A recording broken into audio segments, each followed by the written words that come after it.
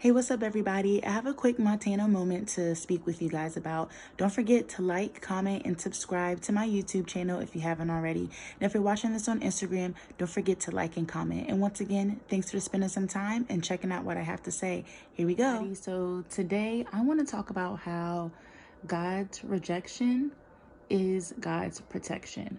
I know a lot of the time, a lot of us sometimes feel discouraged when things don't go our way, or feel discouraged when we don't get the things that we want. And you know what?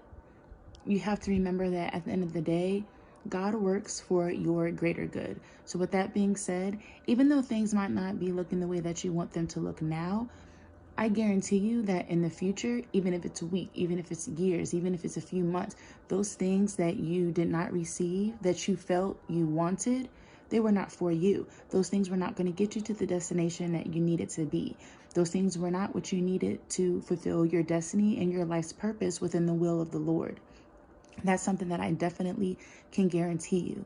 And think about it. Some of those times when, let's say, you don't get the things that you want, but then you force it and you end up getting it, what happens? It usually doesn't work out. It usually doesn't turn out the way that you expected it to be. Your expectations of that event, that person, that time is nowhere near what you thought it was going to be. And to be honest with you, sometimes God will give you what you ask for just to prove to you that that's not what you really want. You know, it's, it's, what am I trying to say? Don't always think that just because you received it, that it's what you were meant to have, because that is not always the case.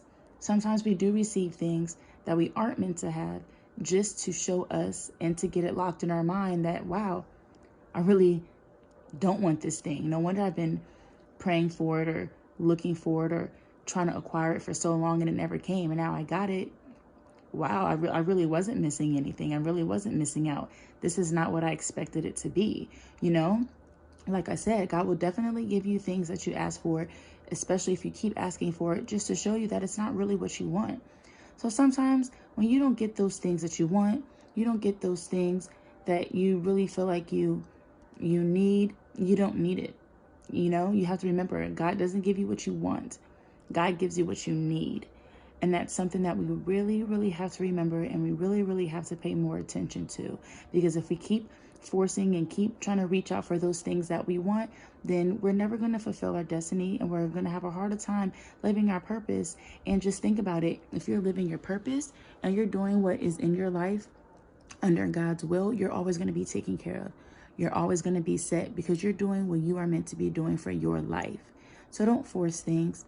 Live life. Let it flow.